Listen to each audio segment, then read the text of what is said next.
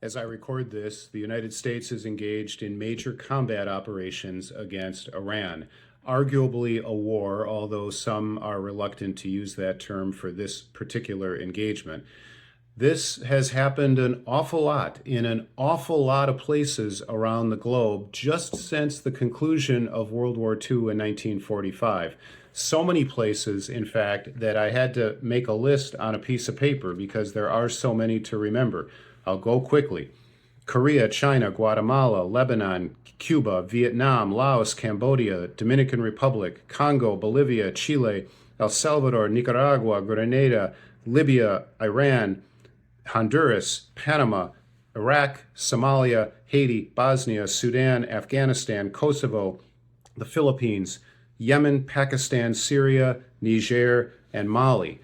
And that may not be an exhaustive list depending on your definition of combat operations and terms like that. Yes, we have engaged in a lot of military engagements, some would say misadventures, all around the world.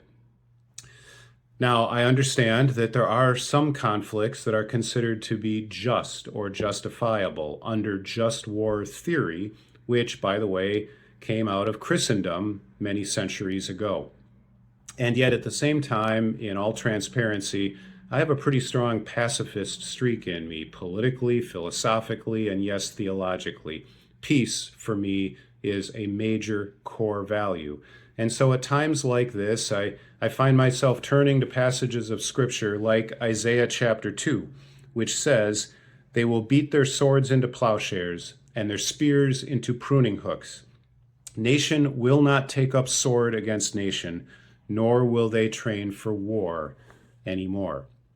Those words date back more than 2.5 millennia.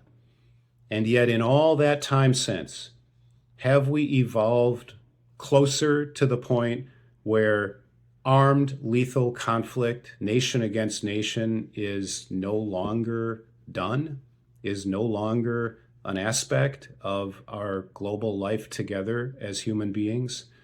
It seems not. At times like this, I guess all I can do is pray. Pray for the safety of our troops, absolutely. And for those in countries affected by this conflict, absolutely. Praying for peace, most definitely. And praying for some measure of comfort for the families of those who have fallen.